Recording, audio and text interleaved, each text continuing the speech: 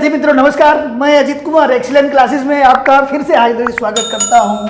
आज हम लोग विलोपन की रीति में उदाहरण नंबर 11 देखेंगे। और दोस्तों ये विधि बहुत ही आईएमपी है। कोई भी आप रेलवे की एग्जाम दो, कोई भी आप कंपटीशन दो, उसके अंदर इस रीति का उपयोग होता ही होता है। 5वें चैप्टर के अंदर भी इस रीति का उपयोग करेंगे। हम लोग 7वां चैप्टर पढ़ेंगे मैथ्स में, उसमें भी इस रीति का उपयोग करेंगे। तो ये बहुत ही रीति आईएमपी है और इसलिए इसको बहुत ही ध्यान से देखना और लास्ट तक देखना ताकि आपको अच्छी तरह समझ में आ जाए। तो चलिए देखते हैं उदाहरण नंबर 11 में क्या दिया गया है। उदाहरण नंबर 11 में दिया गया है कि दो व्यक्तियों के आय का अनुपात 9:7 है। दो व्यक्ति है, उनको ए और बी मान लेंगे या एक्स और वाई मान लेंगे। इसके बाद उनके खर्चों का अनुपात 4:3 है। देखिए ये आय का अनुपात है, ये खर्च का अनुपात है। यदि प्रत्येक व्यक्ति प्रति महीने 2000 रुपये बचा लेता है, इनकी ये बचत है, तो उनकी मासिक आय ज्ञात करो।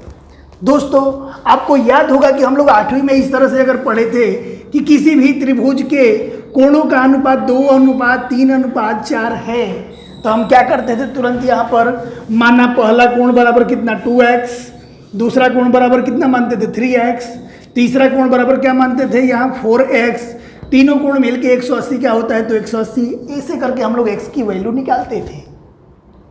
ठीक वैसे ही यहाँ पर आय का अनुपात दिया गया है, तो हम लोग मान लेंगे कि एक की आय 9x और दूसरे की आय 7x है। दो व्यक्ति है तो एक की आय 9x और दूसरे की आय 7x अनुपात के अनुसार मान लेंगे। तो यहां पर लिखेंगे कि आय का अनुपात बराबर, इसलिए पहले व्यक्ति की आय 9 है तो 9x, दूसरा अनुपात 7 है तो 7x। इसी तरह दूसरे व्यक्ति की आय कितना हो जाएगा 7x। अब देखिए ये तो आय का अनुपात है, दूसरा उनके खर्च का अनुपात यहां पर दिया गया है 4:3। तो यहां से लिखेंगे कि खर्च का अनुपात बराबर, खर्च का अनुपात दिया गया है 4:3, खर्चे का अनुपात दे दिया गया 4:3। यहां पर तो देखिए यहाँ 9 और 7 था तो 9x 7x यहाँ मान लिए। अब यहाँ पर x नहीं मानेंगे क्योंकि x तो इधर है, यहाँ पर हम y मान लेंगे। तो पहले व्यक्ति का खर्च बराबर 4 है तो 4y, दूसरे व्यक्ति का खर्च बराबर 3 है तो 3y। तो यहाँ पर हम लोग लिखेंगे कि पहले व्यक्ति का खर्च बराबर, देखिए यहाँ पर पहले व्यक्ति का खर्च कितना हो जाएगा, पहले व्यक्ति के खर्च का अनुपात क्या है 4 है, तो यहाँ पर हम 4x नहीं करेंगे क्योंकि x तो ऊपर दोनों के लिए मान लिया है, i के लिए यहाँ पर मान लेंगे y। इसलिए अब यहाँ पर मान लेंगे कि दूसरे व्यक्ति का खर्च बराबर, दूसरे व्यक्ति का अनुपात यहाँ पर कितना दिया गया है 3, तो यहाँ पर मान लेंगे 3 और y के साथ हो जाएगा y। अब दोस्तों आपको ये पता है कि जितनी आय होती है, जैसे मान लो कि कोई व्यक्ति महीने का 10,000 कमा रहा है, यानी ये उसकी क्या है आय है, और उसमें से वो 8,000 खर्च कर दे रहा है। खर्च कितना कर दिया 8,000। अब ये बताओ दोस्तों उसकी बचत कितनी होगी, तो 10,000 कमाया 8,000 खर्च किया, तो आप बहुत आसान शब्दों में जानते हो कि 2,000 वो बचा लेगा। ये आपको इजली समझ में आ गया। यानी कैसे, तो 10,000 में से 8,000 कम कर देंगे तो क्या आ जाएगा 2,000 उसकी बचत हो जाएगी, ऐसा हम लोग जानते हैं। तो इसी को सूत्र की तरह अगर ऊपर लिखे तो ये आय माइनस खर्च बराबर क्या हो जाएगा बचत। समझ में आ गई बात। आय में से खर्च को घटाते हैं तो क्या आता है बचत आता है। ठीक इसी तरह से पहले व्यक्ति का बचत निकाला जाए। जब पहले व्यक्ति का हम बचत निकालेंगे तो यहां पर लिखेंगे कि प्रथम व्यक्ति का बचत बराबर, पहले व्यक्ति का जब बचत अपने को निकालना होगा तो आय में से खर्च को निकालेंगे तो बचत आएगा। तो ये बताओ पहले व्यक्ति का आय, देखो यहां पर पहले व्यक्ति की आय कितना है 9x है, तो यहां पर हो जाएगा 9x में से खर्च घटाना है माइनस पहले व्यक्ति का खर्च कितना हो जाएगा ये 4y बराबर क्या हो जाएगा बचत। और बचत के बारे में प्रश्न में दिया गया है आपके सामने, प्रत्येक व्यक्ति प्रति महीने में 2,000 बचत करता है, यानी ये किसके बराबर होगा 2,000 के। ये हो गया समीकरण नंबर 1। ठीक इसी प्रकार दूसरे व्यक्ति का बचत, दूसरे व्यक्ति के बचत में क्या होगा, दूसरे व्यक्ति की आय कितनी है, दूसरे व्यक्ति की आय देखो यहाँ पर दिया गया है 7x, तो ये हो जाएगा 7x, आय में से खर्च को माइनस करना है, तो दूसरे व्यक्ति का खर्च कितना है 3y है, और ये बराबर प्रत्येक व्यक्ति यानी दोनों व्यक्ति का बचत 2000 रुपया ही है, तो यहाँ पर लिख देंगे कि 2000, ये हो गया समीकरण नंबर 2। हाँ दोस्तों, यहाँ से हम लोग क्या शुरू करेंगे कि दो समीकरण जब मिल गए तो उसको हम लोग विलोपन की रीति से कैसे सोल्व करते हैं। विलोपन की रीति से सोल्व करने के लिए आपको पहले मैं एक वीडियो और बनाया हूँ, उसको आप देख लेना तो ही अच्छी तरह समझ में आएगा, नहीं तो नहीं आएगा। देखिए, विलोपन की रीति से सोल्व करने के लिए सबसे पहले या तो x को या y के सहगुणक को समान किया जाता है। देखो, या तो x के या y के सहगुणक को समान करना है। यहाँ पर देखिए y का सहगुणक कितना है -4, यहाँ पर कितना है -3, समान नहीं है। x का सहगुणक 9 है, x का सहगुणक 7 है, ये भी समान नहीं है। बराबर तो करना ही पड़ेगा। अब बराबर करने के लिए देखिए यहाँ पे कितना है 4, इसमें किसी भी संख्या का गुणा करेंगे तो यहाँ पर 3 के बराबर नहीं होगा। ये 3 में किसी भी संख्या का गुणा करेंगे तो 4 के बराबर नहीं होगा। यहाँ पर 9 है और यहाँ पर 7 है, अगर x वाला बराबर करना हो तो ये 9 में किसी भी संख्या का गुणा करेंगे तो ये 7 के बराबर नहीं आएगा। ठीक इसके उल्टा इस समीकरण में किसी भी संख्या का गुणा करेंगे तो इसके बराबर नहीं आएगा, यानी किसी एक समीकरण में गुणा करने से होने वाला नहीं है।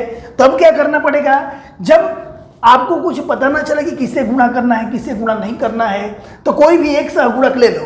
उदाहरण के रूप में हम यहाँ पर x वाला ले रहे हैं कि x वाला सहगुणक बराबर करना है। अब देखो यहाँ पर कितना है 9 है, तो क्रॉस में नीचे वाले समीकरण में 9 से गुणा कर दो। यहाँ पर कितना है 7 है, तो ऊपर वाले समीकरण में 7 से गुणा कर दो।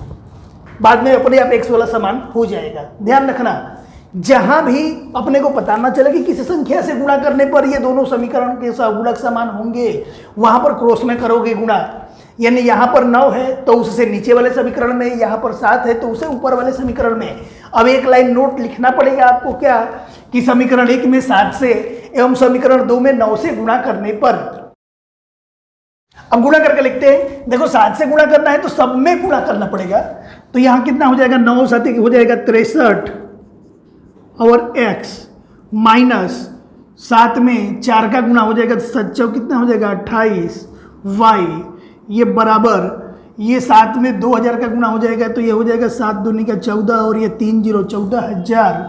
फिर अब देखो इसको हम मान लेंगे समीकरण नंबर 3। अब इसमें 9 का गुणा किया जाए तो 9 में 7 का गुणा हो जाएगा, ये हो जाएगा 63x, और ये 9 में 3 का गुणा हो जाएगा कितना हो जाएगा 27y बराबर। फिर यहाँ क्या करेंगे 9 में 2000 का गुणा कर देंगे तो ये हो जाएगा 9 दूनी 18 और ये 3 0 है तो 3 0, ये हो जाएगा समीकरण नंबर 4।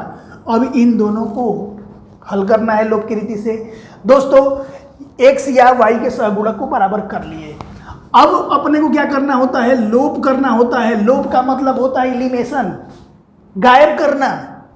जब इसको गायब करना है तो जो बराबर सहगुणक वाले हैं उनको ही गायब किया जाता है। बराबर सहगुणक वाला इसमें क्या आया x आया, इसका सहगुणक 63 है, यहाँ भी सहगुणक 63 है। अब अपने को इसी को गायब करना है। अब गायब करने का मतलब क्या होता है कि इसमें से इसको घटा के 0 करना है। ठीक है, तो ये बताओ निशान के अनुसार यहाँ भी प्लस है यहाँ भी प्लस है, तो निशान के अनुसार क्या होना चाहिए, जोड़ देना पड़ेगा, गायब नहीं हो सकता। इसके लिए अपने क्या करना पड़ेगा, निशान बदलना पड़ेगा। जब निशान बदलेंगे अलग अलग निशान होगा तो गायब होगा या घट के 0 होगा। तो यहाँ पर आ जाएगा माइनस, ये माइनस है तो क्या हो जाएगा प्लस, ये प्लस में है तो क्या हो जाएगा माइनस। जो पहले से निशान हो उसका उल्टा करना पड़ेगा। यानी एक दोस्तों ध्यान रखना आप लोग कि लोप करने के लिए यहाँ पर अलग अलग निशान होना ही चाहिए। इसमें अलग अलग निशान नहीं था तो हमने क्या किया, नीचे वाले का निशान बदल दिया तो ही लोप होगा। अलग अलग निशान है। अब ये क्या हो जाएगा 63x माइनस 63x 0 हो गया, तो अब ये कट गया। कट गया का मतलब लोप हो गया, गायब हो गया। अब एक जो बचा उसका कीमत आएगा। अब यहाँ पर देखिए दोस्तों, यहाँ पर क्या हो जाएगा -28y और ये प्लस, बाद वाला निशान देखेंगे ऊपर वाला नहीं, प्लस 27y। माइनस वाली बड़ी संख्या है, माइनस का निशान घटा देंगे, 28y में से 27y जाएगा। एक वाई यानी सिर्फ वाई बचेगा। यहाँ 14,000 में से 18,000 जाएगा तो माइनस कितना हो जाएगा 4,000, माइनस से माइनस कट गया। अब देखिए क्या आ गया, y बराबर 4,000 आ गया। अब इस y का मान किसी भी समीकरण में रख दो जो छोटा दिखे, दोनों लगभग एक ही जैसे है, समीकरण 1 में रखते हैं। तो यहाँ पे अपने को लिखना पड़ेगा कि y का मान समीकरण 1 में रखने पर, y का मान समीकरण 1 में रखने चले तो समीकरण 1 क्या है पहले लिख दे। यहाँ पर समीकरण 1 दिया गया है, यहाँ पर 9x माइनस 4y बराबर ये 2,000 है तो बराबर 2,000। और देखो इसको यहाँ पर लिखना कोई जरूरी नहीं है, तो समझने के लिए लिखा था। फिर यहाँ पर ये हो जाएगा कि 9x माइनस ये 4, y के जगह पर कितना लिखना है अपने को 4,000, तो ये y के जगह पर लिख दिए 4,000 बराबर ये कितना है 2,000 है तो 2,000। अब क्या करना पड़ेगा, यहाँ आया 9x माइनस 4 और 4,000 के बीच कोई निशान नहीं तो गुणा कर देंगे, गुणा हो जाएगा तो कितना हो जाएगा 4 चौक 16,000 माइनस ये कितना हो जाएगा 2,000। ये 16,000 इधर माइनस उधर जाएगा तो प्लस, 16,000 उधर जाएगा तो प्लस हो जाएगा। तो क्या हो जाएगा 9x इक्वल टू ये 2,000 प्लस 16,000, 16,000 2,000 कितना हो जाएगा 18,000। 9x बराबर आ गया 18,000, 9 का गुणा इधर जाएगा भाग, तो x बराबर ये हो जाएगा कि 18,000 बटे में 9 कट के कितना आ जाएगा 2,000। 18,000 में 9 का भाग देंगे 2,000 आ जाएगा, यानी x बराबर कितना आ गया 2,000। दोस्तों x और y दोनों का मान आ गया, परंतु प्रश्न में क्या पूछा गया है, उनकी मासिक आय ज्ञात करो। तो प्रथम व्यक्ति की मासिक आय निकालना है। यहां पर हम लिखेंगे कि प्रथम व्यक्ति की मासिक आय बराबर, या प्रथम व्यक्ति की आय बराबर, प्रथम व्यक्ति की आय पहले व्यक्ति की आय कितना है 9x है, तो ये हो जाएगा 9x, ये बराबर 9x के जगह पर ये कितना है 2,000, ये गुणा हो जाएगा तो कितना हो जाएगा 9 दूनी 18,000 रुपया। दूसरे व्यक्ति की आय निकाला जाए, दूसरे व्यक्ति की आय बराबर, दूसरे व्यक्ति की आय कितना दिया गया है 7x, तो ये हो जाएगा 7x। तो यहाँ पर आ जाएगा कि ये 7 गुणा x के जगह पर कितना है 2,000, 7 में 2,000 के गुणा हो जाएगा कितना हो जाएगा 14,000 रुपया। एक आंसर अपना ये हो जाएगा और दूसरा आंसर ये हो जाएगा। अब इसको आप लिख लीजिए। हाँ तो दोस्तों देखते हैं अब हम लोग उदाहरण नंबर 12, जिसको अपने को विलोपन की रीति से सॉल्व करना है। उदाहरण नंबर 12 में देखिए क्या दिया गया है कि विलोपन की विधि का प्रयोग करके निम्नलिखित समीकरण युग्म के सभी संभव हल ज्ञात करो। विलोपन की विधि का उपयोग करना है और इस समीकरण युग्म का हल करना है। तो इसमें आप लोग जानते हो या तो x के या y के सहगुणक को समान करना होता है। तो चलिए हम इसमें ऐसा सोच रहे हैं कि y वाले सहगुणक को समान करना है। तो देखिए दोस्तों y वाला सहगुणक में यहाँ पर क्या है 3 है और यहाँ पर क्या है 6 है। तो अगर समीकरण 1 में 2 का गुणा कर दे तो यहाँ पर आ जाएगा 6, यहाँ भी 6 है, दोनों समान हो जाएंगे। तो हम क्या करेंगे समीकरण 1 में 2 का गुणा करेंगे और यही चीज यहाँ पर लिखना पड़ेगा कि समीकरण 1 में 2 का गुणा करने पर।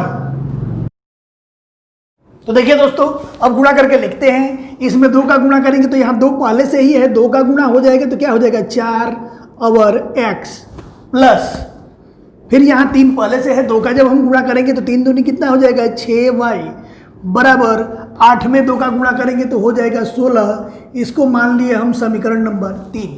ये बताओ ये समीकरण 1 से 3 आया है तो क्या बच गया समीकरण 2 बच गया। तो समीकरण 2 को यहाँ पर हम लिख देंगे, समीकरण 2 क्या है 4x प्लस 6y बराबर यहाँ पर क्या है 7। ये हो गया समीकरण नंबर 2।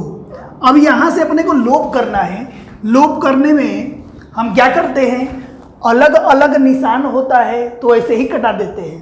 यानी इतना समझ लो कि या तो जोड़ के लोप किया जा सकता है या घटा के लोप किया जा सकता है। तो ये देखो दोस्तों ये भी प्लस में है, सॉरी ये भी प्लस में है, ये भी प्लस में है, ये दोनों लोप हो सकता है नहीं हो सकता, जोड़ देंगे 12 आ जाएगा। ये भी प्लस में है, ये भी प्लस में है, ये भी लोप नहीं हो सकता, जोड़ने पे 8 आ जाएगा। तो लोप करने के लिए अपने को क्या करना पड़ेगा, पहला काम कि निशान बदलना पड़ेगा। और आप लोग जानते हो कि जब निशान बदलते हैं तो सबका निशान बदलते हैं, किसी एक का नहीं तो गलत हो जाएगा। जब सबका निशान बदलेंगे तो ये प्लस है तो क्या हो जाएगा माइनस, यहाँ प्लस है तो माइनस, यहाँ भी प्लस है तो माइनस। अब निशान के अनुसार अपना जोड़ घटाव शुरू करें। ये ऊपर 4x प्लस में है, नीचे 4x माइनस में है। अलग अलग निशान आप जानते हो कि घटाव किया जाता है। तो 4x minus 4x equal to 0, तो ये हो जाएगा कैंसल। यहां पर देखिए 6y माइनस 6y, ये बाद वाला निशान देखते हैं, पहले वाला प्लस नहीं, बाद वाला निशान देखते हैं। तो 6y माइनस 6y ये भी 0 हो जाएगा, ये भी हो गया 0। ये बताओ 4x माइनस 4x क्या आएगा, 0 आ जाएगा। ये भी प्लस 0 आ जाएगा। ये बराबर ये 16 माइनस 7, जब 16 में से 7 जाएगा तो कितना हो जाएगा 9। अब ये बताओ दोस्तों, यहाँ पर 0 प्लस 0 कितना हो जाएगा, 0 हो जाएगा। 0 बराबर क्या आ गया 9। 0 कभी 9 के बराबर होगा नहीं होगा, ये असंभव है। तो लिख देंगे कि जो कि असंभव है। इसलिए जब ये असंभव है तो इस समीकरण का कोई हल नहीं होगा। देखिए 0 के बराबर जब 9 संभव नहीं है तो इस समीकरण युग्म का कोई हल नहीं होगा। समीकरण युग्म का क्यों हल नहीं हुआ, क्योंकि एक सहगुणक हम बराबर करने चले तो दोनों सहगुणक बराबर हो गया और दोनों का लोप करना पड़ गया, दोनों लोप हो गया, दोनों घट के 0 हो गया। इसलिए समीकरण का कोई हल नहीं है। दोस्तों इसको आप लिख लीजिए। तो आइए हम लोग देखते हैं एग्जाम्पल नंबर 13।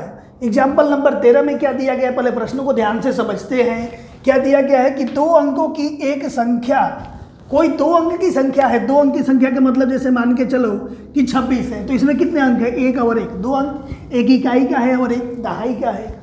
तो 2 अंकों की एक संख्या है एवं उसके अंकों को उलटने पर जैसे 26 है, इसके अंकों को उलटेंगे तो कितना हो जाएगा 62। यानी 2 को बाद में लिखो, 6 को पहले लिखो। तो 2 अंकों की संख्या और अंकों को उलटने पर बनी संख्या का योग 66 है। इन दोनों को जोड़ते हैं तो 66 होता है। इन दोनों को जोड़ने पर तो 66 नहीं आएगा, लेकिन ऐसी कोई संख्या होगी जिसके अंकों को उलटते हैं तो दोनों का टोटल 66 होता है। फिर दूसरा क्या दिया गया है कि संख्या के अंतर, अंकों का अंतर यहाँ पर 2 दिया गया है। अंकों का अंतर जैसे 2 और 6 है। ये बताओ 6 में से 2 जाएगा तो कितना आ जाएगा, 4 आ जाएगा, या 2 में से 6 जाएगा तो -4 आ जाएगा। तो यहाँ अंतर 4 का है। वैसे ही यहाँ पर अंतर कितने का होना चाहिए, 2 का होना चाहिए। तो संख्या ज्ञात करो और ऐसी संख्याएं कितनी हैं ये ज्ञात करना है। तो चलिए दोस्तों, इस चैप्टर के अंदर हम लोग जानते हैं कि चैप्टर का नाम है द्विचर रैखिक समीकरण या 2 चल वाला रैखिक समीकरण। तो इसमें 2 चल राशि अपने को ढूंढनी पड़ेगी। पहली चल राशि क्या है, दूसरी चल राशि क्या है। तो संख्या कैसी है, 2 अंकों की है। जब 2 अंकों की संख्या है, जैसे मान के चलो यहाँ पर है 47, तो इसमें 2 चल राशि कौन कौन सी होगी, एक इकाई का अंक होगा, दूसरा अंक क्या होगा, दहाई क्या होगा। तो यही 2 चल राशि को अपने को x और y मान लेना है कि माना इकाई का अंक बराबर x एवं दहाई का अंक बराबर y। यही अपने को सबसे पहले लिखना पड़ेगा। तो देखिए जैसा कि मैं बताया था कि इसमें 2 चल राशि होती है, उसी चल राशि के आधार पर हमने इकाई के अंक को x मान लिया, दहाई के अंक को y मान लिया। 2 चल राशि तो अपने मान लिए। अब आगे क्या करना है, संख्या के बारे में सोचना है। दोस्तों आप जानते होंगे कि जैसे मान के चलो कि एक संख्या है 27, स्थानीय मान के नाम से आप सुने होंगे, तीसरी चौथी पांचवी में आता है स्थानीय मान। ये 7 का स्थानीय मान क्या होता है, 7 ही रहता है। 2 का स्थानीय मान कितना होता है, तो 10 गुणे 2 बराबर ये होता है 20। अब इन दोनों को जब जोड़ते हैं तो 20 और 7 कितना हो जाएगा, 27, यानी इसी के बराबर हो जाता है। ऐसे ही जैसे मान लो कि ये 435 है, अलग अलग संख्याओं का, अलग अलग अंकों का स्थानीय मान निकाला जाए तो इसका तो 5 का 5 ही रहता है। इसमें 10 का गुणा करते हैं तो 10 गुणे 3 ये हो जाता है 30, और इसमें 100 का गुणा करते हैं तो ये हो जाएगा 100 गुणे 4 बराबर कितना हो जाएगा 400। अब इन तीनों को जोड़े तो 430 और 5 435 हो जाएगा, इसी के बराबर आएगा। यानी इन शॉर्ट में क्या किया गया ये आपको बता दूं, इकाई का जो अंक होता है उसमें 1 का गुणा करते हैं, जो दहाई का अंक होता है उसमें 10 का गुणा करते हैं, और जो सैकड़ा का अंक होता है उसमें 100 का गुणा करते हैं। एक और उदाहरण हम लोग देखें, जैसे मान के चलो दिया गया है 32 को हम क्या लिखेंगे, यहाँ पर लिख देंगे 2 है तो 2, इकाई का अंक में कोई गुणा नहीं करना है या 1 का करना है तो उतना ही रहेगा। और इसमें क्या लिखेंगे 10 गुणे 3। दोनों को जोड़े तो यहाँ पर हो जाएगा कि 10 गुणे 3 और ये प्लस 2। जानते हो भागोजोड़ के नियम से कि सबसे पहले अपने को क्या करना होता है, सबसे पहले करना होता है कि गुणा करते हैं और बाद में जोड़ते हैं। तो 3 में 10 का गुणा हो जाएगा 30 और ये प्लस 2 कितना आ जाएगा 32, इसी के बराबर आ गया।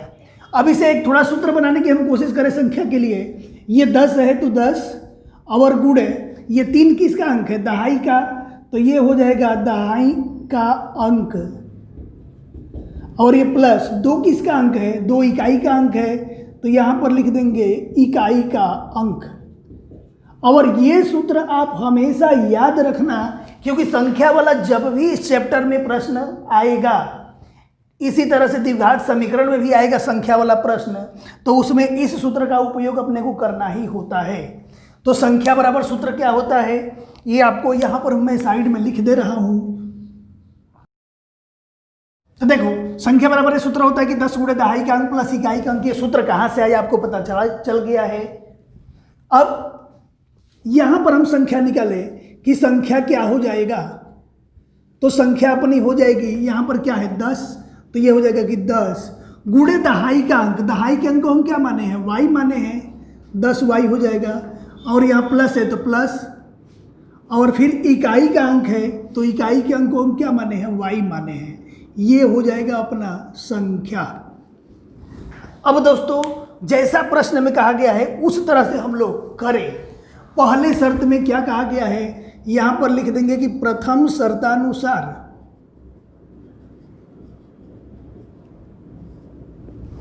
पहले शर्त में क्या दिया गया है, देखो कि 2 अंकों की एक संख्या, तो यहां पर लिख देंगे हम कि 2 अंकों की एक संख्या है, अपने को तो मालूम ही है, एवं उसके अंकों को उलटने पर, अंकों को उलट दे,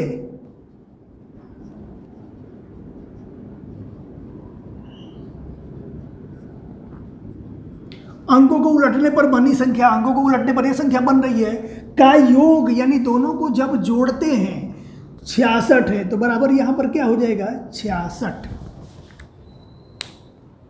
फिर से ध्यान से समझो, प्रश्न में क्या दिया गया है कि 2 अंकों की संख्या, तो यहां पर संख्या लिख देंगे, अंकों को उलटने पर, तो यहां लिख देंगे अंकों को उलटने पर बनी संख्या का योग, अंकों को उलटने पर तो संख्या बन रही है इसका योग यानी प्लस 66 है, तो बराबर 66 करती है। अब यहां से कीमत रखें हम लोग, जब कीमत रखेंगे तो संख्या कितना आया हुआ है, देखो यहां पर संख्या आया हुआ है कि 10y और ये प्लस x, फिर यहां बीच में प्लस है तो प्लस, अंकों को उलटने पर, अंक को उल्टे, ये बताओ y चला जाएगा x के स्थान पर और x चला जाएगा y के स्थान पर, अंकों को जब उल्टेंगे तो यही हो जाएगा, यहाँ हो जाएगा 10x और प्लस y यहाँ पे चला जाएगा। फिर से ध्यान से समझो, अंकों को उल्टा किया गया, अंकों को उल्टा किया गया यानी 10 को नहीं, सिर्फ अंक कौन कौन से है, इकाई का अंक है x, दहाई का अंक है y, सिर्फ x और y के स्थान को चेंज किया गया, तो x चला जाएगा 10 के पास, y हो जाएगा अकेले, अंकों को उलट दिया गया, ये बराबर 66 है, तो यहाँ लिख देंगे 66। अब इसको जोड़ घटा के एक समीकरण बना लें, तो ये बताओ यहाँ पर है x और ये है 10x, दोनों प्लस में है, तो कितना हो जाएगा 11x, ये 10y और ये प्लस y दोनों प्लस में है, हो जाएगा 11y, और ये बराबर 66 है, तो 66। समीकरण में जानते हो कि अपने मन से किसी भी संख्या का गुणा भी कर सकते हैं और भाग भी कर सकते हैं। जब अपने मन से गुणा करेंगे और भाग करेंगे तो यहाँ पर 11 का भाग दे दे सभी जगह पर, 11 से 11 कट जाएगा, क्या आ जाएगा x, यहाँ पर 11 का भाग दे देंगे तो 11 से 11 कट जाएगा, क्या हो जाएगा y, 11 छके 66, ये हो जाएगा समीकरण नंबर 1। अब प्रश्न के अंदर दूसरा शर्त क्या दिया गया है, दूसरे शर्त के अनुसार हम लोग देखें, दूसरा शर्त दिया गया है कि अंकों का अंतर 2 है, अंकों का अंतर 2 है, अंकों का अंतर 2 है, इसका मतलब कि इकाई में से दहाई को घटाए तो 2 आ रहा है।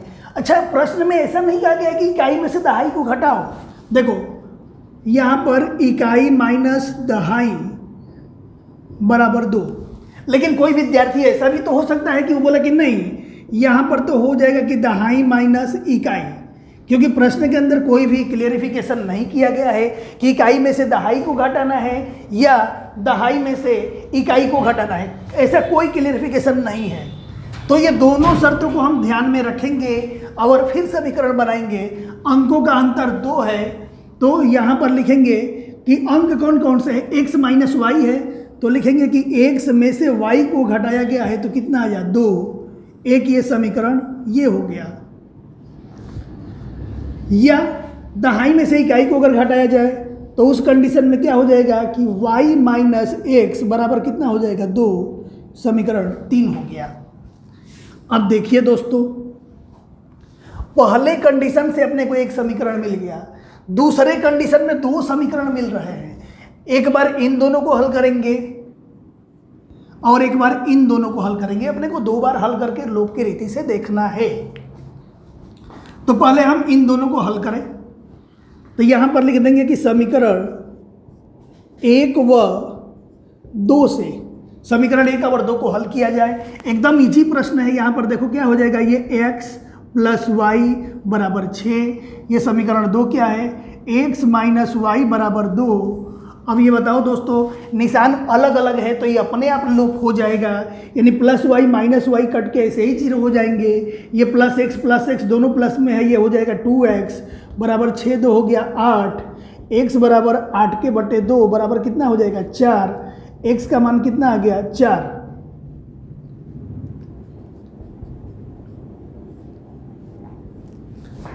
अब x के मान को किसी भी समीकरण में रख दो, 1 में रखो।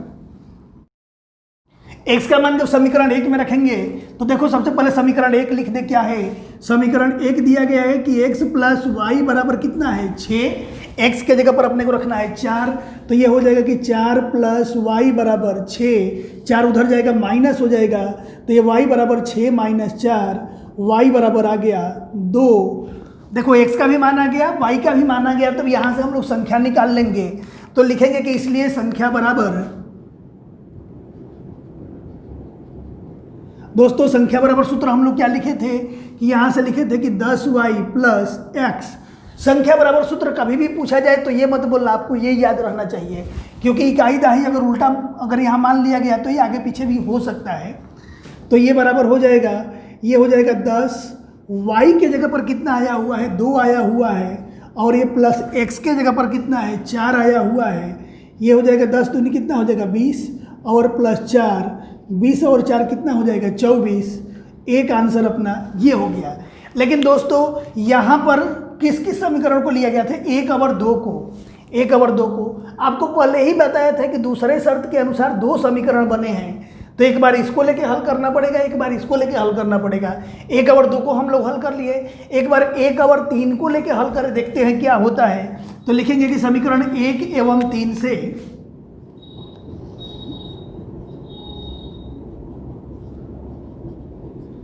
समीकरण 1 और 3 को हल करना है, तो इन्हीं दोनों समीकरणों को लिखा जाए। तो समीकरण 1 क्या दिया गया है कि x प्लस वाई बराबर 6, ये हो गया समीकरण 1। समीकरण 3 में क्या है, y माइनस एक्स है। देखिए x निगेटिव है, x माइनस के निशान के साथ है, तो यहाँ पर लिख देंगे माइनस एक्स। y यहाँ प्लस है, तो यहाँ पर लिख देंगे प्लस वाई बराबर 2 है, तो ये बराबर 2। ये है समीकरण नंबर 3। अब इन दोनों समीकरणों को अपने को हल करना है। जब इन दोनों समीकरणों को हल करेंगे तो देखिए यहाँ x प्लस में है, यहाँ माइनस में है, पहले से ही अलग अलग निशान है, आपको कोई एक्स्ट्रा माइंड लगाने की ज़रूरत नहीं है, तो ये कट जाएगा। अब फिर देखो यहाँ प्लस वाई कितना हो जाएगा 2y, 6 2 कितना हो जाएगा 8, इसलिए y बराबर कितना हो जाएगा 8 के बटे 2 कितना आ गया 4, y बराबर हो गया 4। अब y का मान समीकरण 1 में रख दो, तो लिखेंगे y बराबर 4 समीकरण 1 में रखने पर,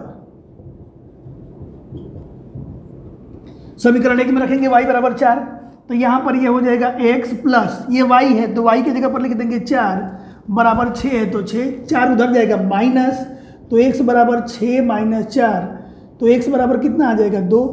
x का भी मान आ गया। अब देखिए यहाँ भी x का मान अलग आया, y का मान अलग आया, तो यहाँ से भी हम लोग संख्या निकाले कि यहाँ से संख्या क्या है। तो देखिए इसको मैं यहाँ पर हल कर दे रहा हूँ।